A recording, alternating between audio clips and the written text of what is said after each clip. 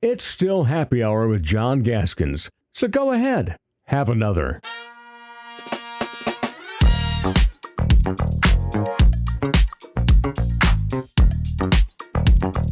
Yeah, buddy, the college football preview show for Sioux Falls Live and Happy Hour with John Gaskins. Our D2 version rolls on with the head coach of the Augustana football team, Jerry Olszewski. This is his 14th season. These teams have played 12 of the previous 13. We had that whole COVID season in which D2 did not play at all in 2020. But in 12 seasons, OJ's teams have had 10 winning records, including each of the last 7 seasons. They've won at least 7 games in 9 of the last 10 campaigns, 9 wins or more in 4 of the last 6, and in the last 3 seasons, each of them, back to back to back, they finished ranked in the D2 top 25. First time in school history that's been done, and almost 3 straight seasons of being in the D2 playoffs. They're as close as you can get without getting in last year at 9-2.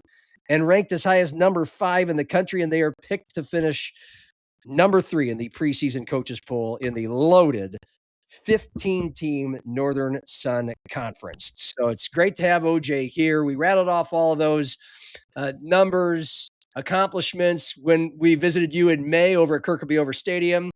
We're so busy right before the season starts, we had to Zoom from 5 minutes away, but that's okay. And you're knee deep in it. So I'm going to ask you the same question I asked Dan Jackson last week, and I'm going to ask Coach Glow down the street at USF later in this show. Do you wish today was game day because you're a week from your first game kicking off, or are you glad you have a week left? No, I'm glad we have a week left. Yeah, there's just so much that goes into a fall camp, especially with some young players that are stepping into new roles. And when I say young, it might be inexperienced, but have been with us. But we lost a lot of our defense in this graduating class, a lot of production in that class. I could say, honestly, that we'd be okay with starting right now offensively, but we still need a couple of days here defensively to get ourselves onto the where we need to be to chase a title. And so I'm happy with that. And then clean up some special team stuff. And there's still a couple roster spots that right now we're finite in that and who's going to rise to the top. And so I'm glad, half a week would be great, but we're super. Okay. Well, that's good. Super. That's a John Stiegelmeier term. He'd use that all the time. And then he'd say it every time. And then he would say it's a choice. I was like, you're always super. He's like, yes, it's a choice. Yeah, that's right. Because you're in your office, you got those glasses on, you got the shades drawn down from the sun. No, yeah. And I know you love it. But give us an example today of kind of a monkey wrench got thrown into the system. How does a little rain, a little lightning throw an operation like a college football program that's so regimented down to the minutes, and how do you react to that? Right. Well, it is regimented, and literally every hour in the day is accounted for, and you got to be efficient. So we had a 9:00 practice this morning, and we're about halfway through it, and our trainers, and BG's so great.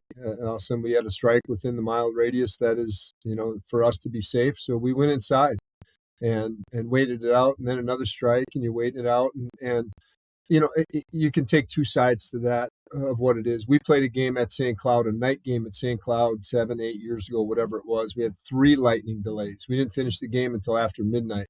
And so the experience and learning, yes, a wet ball practice, I'm glad we had one. We really haven't had one during fall camp. We haven't had a windy practice yet. It's been kind of country club, but when you go through a day like that, there's so much prep, and I just prepared them in the locker room. Guys, this is what's going to happen. I've lived it already. Here's how it's going to be. So I'm going to tell you in 15 minutes what the next report is. And then within a half an hour, you're going to know exactly where we stand. And I want to see their mental mindset. We talked about wet ball stuff. We talked about keeping yourself ready, stretching on your own, and laid out the plan. If this were game day, the same thing would happen. We'd go to the locker room. You got to sit in. You got to stay focused. We got to talk about things that are good or bad in that scenario. and then you got to hit it when we walk out, and no pause. And that's what ended up happening. It was a 45-minute delay.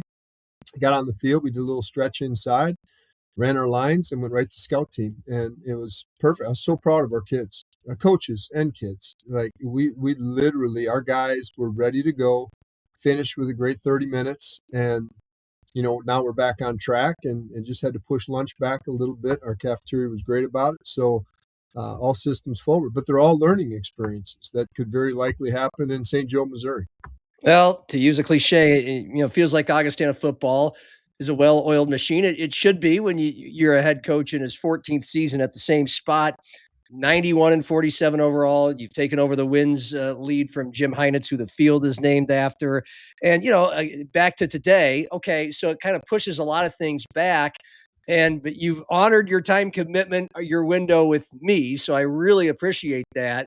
But you'd right now, I think, correct me if I'm wrong, be in a film session with the teams, but you have, coordinators who can run the show. And, on the defensive side of the ball, they're a pair of new coordinators. Yeah. So, and before we get into that, just, how confident do you feel about, your coordinators taking over matters like this? Yeah, very, or I wouldn't have made that decision. Yeah. Kelly Skolton's been with me. He's my assistant head coach. He's our defensive line coach. He's been a special teams coordinator for me. So Kelly and I have over 23 years together at two different institutions. And Chase King, who has also been our linebackers coach, special teams coordinator over the past as well. And Chase has been with me over 17 years. So both have been through the multiple coordinators that have been here all the way back from Jake Dickert. So when you put that together, we've been a part of this process the whole time.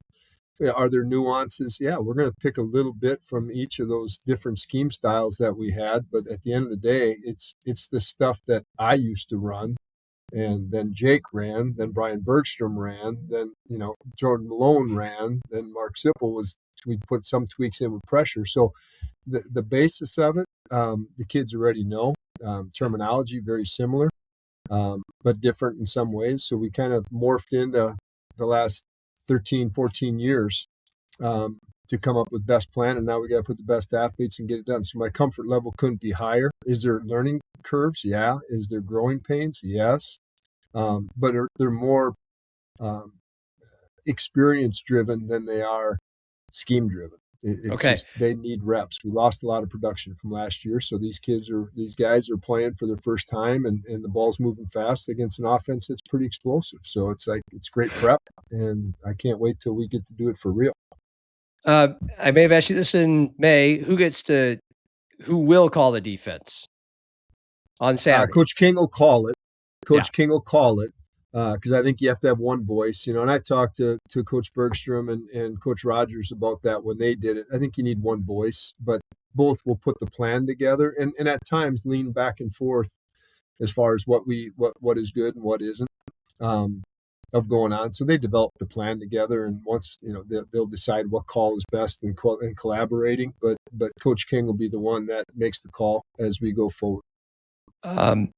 How close to the scheme that you enjoyed under Mark Sipple, who's moved on to Drake, will this defense be? You have a lot of players who weren't starters last year, but have been in the system. So is it the same scheme?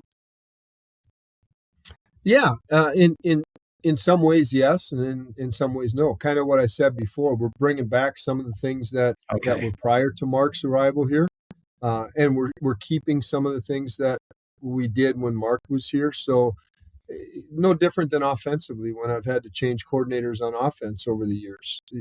Keep the good stuff. What do you do? I can't pigeonhole guys. I mean, everybody has their DNA. I've been doing this long enough that I've been through 4 kinds of different offenses, if you want to say that, or nuances in an offense. I've been through 4 different defenses now in my time here. Yeah.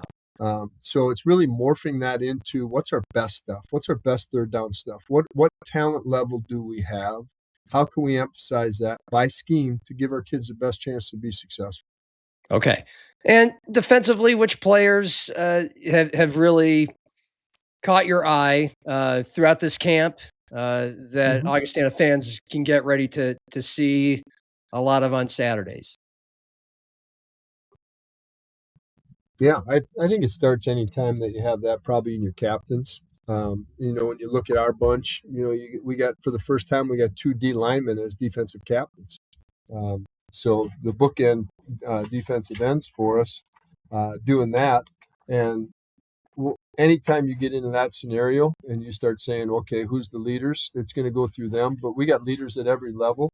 And when you start looking at who's whom, the guys who've really caught my eye, other than obviously Tyler Byrne and Christian Conley's been dinged up a little bit with a hamstring, so he's been out. Connor Akey at D tackle and Josh Lee O'Brien at D tackle have both played really well this fall camp. And when they play well, we're in a good place. Linebacker wise, Cameron Majeski from Hot Springs is having a great camp. He had a great spring. He's going to be a great football player. That kid just gets the game, and he's a great athlete. Ashton Toll has been great. Played some for us last year at linebacker. He's had a great fall camp as well. Nick Salm is the other linebacker I think is really shining and playing well. Steele Showmaker was redshirted for us last year, a kid out of Kansas.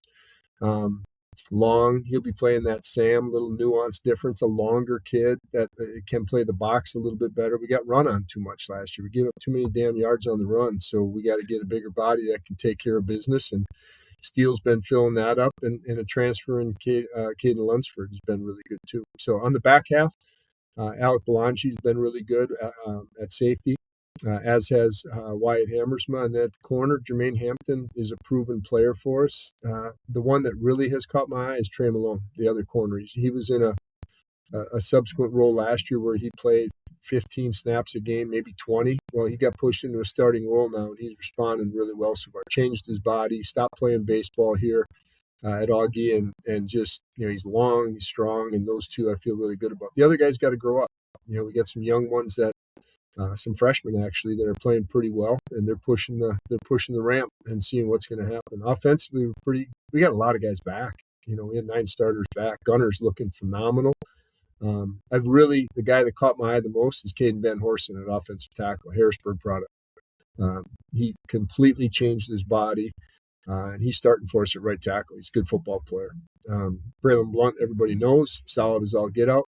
And then our receiving core is our receiving core. It's the same names. DJ James, when you go in and what DJ has done, DJ Page, what he has done as a freshman is now going to get highlighted. Neil May, we got a transfer this year from William and Mary, and Isaiah Lamond has had a great camp. Along with Cody Oswald. So we'll see where it all ends up and gets going. Clayton Sattler's back at tight end. Will Lynch at tight end as well. So I'm confident offensively we need to be a well-oiled machine and make teams defend the whole field on us. Well, I can't remember the hyperbole you just used about Gunnar. Phenomenal. It might have been terrific, whatever. What specific things have gone into that depiction of what you have seen from him in August camp? I'm sorry, you're breaking up. Did you say Gunnar? Yes. Yeah. He's as good as they come. I mean, and I am the heart. You know me. I just call it like it is. It's not like I'm blowing smoke at anybody, because I'll be as critical as myself, and I'll be critical of them. He can make every throw. He's one of the smartest players. Kyle Sadler was a really smart quarterback for us. Gunner's right there. Like, he knows defenses, what's going to happen, how they can navigate change. He's been really, really good. Plays at the speed of the game a little bit faster than maybe you watch it. Like, he knows. The thing with his injury last year, he really, that cuts deep. Second time he's been injured, and he was playing at an elite level, a Harlan Hill level in those first 5 games, and had to sit and watch. And I think that he appreciates football and enjoys it even more now because it was taken away from him. And he's just a joy to be around. He's not pressing on guys. He's building guys. And it's really a joy to watch as a head coach. It's like having another coach on the field. And I trust him with everything. And I told him, I said, here's the keys to the house, man. Make sure you lock up. Make sure my daughter's home by 10. But it's just really it's that kind of relationship, which is always special when your signal caller is that guy. And he's getting pushed by Rich, which is great. So he's preparing Rich in case something would happen. Rich is there for him. It's just been awesome. You got some depth in that room and some great characters and some great quarterbacks. So, but Gunner's biggest strength and growth has been in leadership. Yeah. And he's the alpha of this football team. He walks in a locker room, he walks in a restaurant, we walk in a hotel, you know who the leader is, and that's Gunnar Hensley. Oh, man. Well, in the past, when you've had that, it's a team game. You got to be solid across the board on both sides of the ball. But when you have that, what you just described in a quarterback, jog back to your memories of those seasons. What does that usually mean? If not in sheer results, just what that looks like and what can be expected.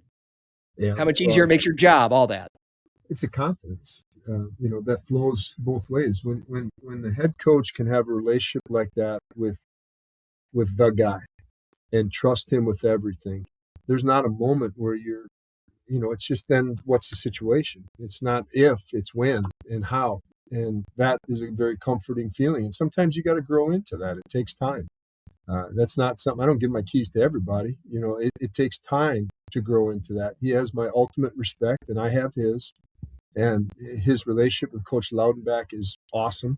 Like, the same thing, respect, but communication. They develop plans together, and that's the way it should be. It's the way it was when I was coordinating. I'm not going to put him in a position where he's not comfortable in. What do you like? Why do you like it? Then let's skin test it and go. He can make all the throws. Now, his biggest challenge is going to be, because he can make every throw, not every time you have to make that throw. When the great ones are like that, Aaron Rodgers is that way. Sometimes he'd put it somewhere where it's like, man, there's an easier throw on the over ball that you could have made. But when you're that good, you believe you can make them all. We just got to make sure that he does. But what happens on a team when that's the case, they see that confidence too. Yeah. They see the relationship. They see the confidence. Like, it doesn't. We had plenty of those games last year. We had 5 games that were 2-minute verdicts, that we walked out with on the good side of. So they've been war tested. He's just cool as the other side of the pillow and just, what's the situation? All right, let's go. We got to go 90 yards. We got a minute 28. We got 1 timeout. Let's go. I mean, had 5 games and over 275 yards passing game, 13 touchdowns, no interceptions through 5 games. And then, as we remember, turning point of the season was he gets hurt before the University of Sioux Falls game, and Rich Lucero, down 19 points, takes the team on his back all the way to an amazing key to the city win. They continued the spark your run to a 9-0 start. And so that game, that day, was an example of, intestinal fortitude, what can happen when you do everything right. And then we all know how the season finished with a pair of losses to really good teams. And it's such a thin line that can get you in or out of the playoffs in D2 when you have to be doing this by region selection. And I know, knowing you use that as a motivation or a teaching point for this year's team. But in your own words, you know what you got to lift you out of difficult situations, starting with your quarterback. But what will be the things that will make the difference between how last year ended and how you want this year to end, or where you want it to go? Well, it starts with, you control the controllables. We were in a great place. Then we were down 9 starters, during that time. We were a banged up lineup. Our best safety, Logan Leonard, had NFL teams looking at him, and against MSU in the second quarter, he blows his ACL. And Gunnar wasn't the only one that went down. Clayton Sattler went down. Braylon Blunt went down, came back. There were plenty of guys, but we had enough talent to win those games. We didn't play well enough in it. And in those scenarios, you got to look the man in the mirror. And that's what we did in the offseason. Like, you guys need to let this sting a little bit. Understand that. Do I think we should have got in? Yeah, we play in a really good league, and where you look at us statistically in the nation, we should have been in. We don't make those decisions. It's not up to us. That's a room of people that make that decision, and we weren't invited. So what are you going to do about it? You're going to go in the corner and say, oh, we should have, and kick a can? I said, I got no problem with it, boys. I'll tell you right now, I got no problem with it. And if nothing else, we should have a great offseason, and don't let someone else control our destiny. Right. But it starts game 1. That game 9, that game 10 was just as important as game 1. So don't look too far ahead of the windshield. Look through it, but sure as heck don't look through the rearview mirror, because that's not going to do a dang thing for us other than it gave us some confidence, understood that in the moment you need to be big, you need to be big, and then don't put pressure on yourself. Play a situation. What's the situation?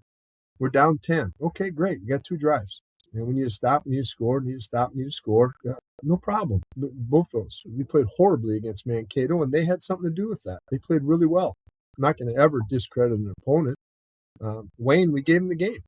We didn't play well enough to win, but certainly had multiple opportunities to do so. That's not disrespecting Wayne and their victory. They're a good football team too. So, but at the end of the day, you either are or you aren't. And whether you think you can or can't, you're probably right. So I got to give them to flip the script and get hungry. And this team is, they have expectations, and they want to be a game 12, game 13, 14 football team. They ain't going to get handed to anybody. You got to go earn that. It starts at Missouri Western. Right. You open on the road with a team that you trailed by 10. That's a game like USF that you were able to pull out in week 1 last year. But then you have to go, and this is the earliest you've said, this is the earliest you've ever, thrown some opponents' work at your players in fall camp. And then the next week you go to Mankato, the NSIC 800. Duluth. You got 2 of those. Duluth is the other one. Yep. Those are the 2 teams that you're looking up at the preseason poll for whatever the preseason poll is worth. So, how does just having those, first of all, it's such an early game in week 1, but then that type of a game in week 2, does that affect your preparation in fall camp, or is it just the one at a time thing? Yeah, it's absolutely one at a time. We got to start fast. Just like coming out of locker room after the lightning break. Okay. I can't be worried about Duluth right now. Duluth is not even on my radar right now. I know what they do, and they do it well. That's not even on our radar right now. We got to show up at Mo West, who's a really good football team that had a not great record last year. That's a good football team. They play physical brand of football. They are very, very fit. Might have been the most physical team we played all year, to be very honest with you. They had some injuries too. They went big on the transfer portal. I think they got 20-some, mid-20 type of kids in the transfer portal this year. So I don't know what we're going to see. We're prepared to be us and make sure we address it. We got to start fast. That all the things we talk about every day. Our conference will be our conference, and it's going to be a dogfight. And who knows what's going to be. But if you look at it on paper, we probably got the toughest schedule in our league this year. So what? If you're going to get to where you need to get to, you're going to see the Ferris States and the Grand Valleys of the world. That's no joke. So we're going to get war tested quick. Our litmus will be high, and we're going to find out real early where we're at. And then, if we answer that in game 1, we got a big enough challenge to drive for a long drive for a night game at Duluth, and that's going to be a gong show, man. It's going to be a fiery place, and they have high expectations too. So we're just going to take one game at a time. And I know that, guys who do interviews like, oh, it's, no, it's a reality. If we wouldn't have been 9-0 if we were looking past the next one. And that's the situation that this team is certainly in. And I'm excited for that trip. I'm really excited, John, to see us play, because there's so many new faces on all over that I think are going to be really good players, but they haven't done it yet. And until you've done it and done it consistently, you got to earn that. Yeah. Well, hey, I know you're glad you still have a week before that first game kicks off, but it seems like you're ready. You're in regular season form already. And I always enjoy catching up with you, and best of luck. And again, thanks on a busy day, pushed back by weather, for still taking the time for this. John, I appreciate what you do for our game and getting us out, man. We got good football players and good football teams, and I appreciate you always pushing it up and giving us the time, because there's a lot of kids on this team that are pretty darn good and some great coaches too. So what you do for the game in our area and for us personally, I appreciate you.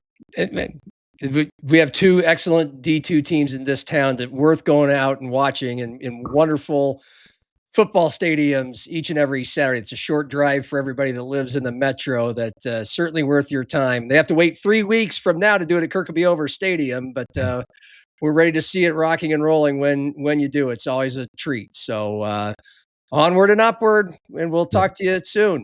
Be blessed. Appreciate you. Have a great day. Stay right there. Coach OJ, Jerry Olszewski from Augustana here on our college football preview show on Happy Hour.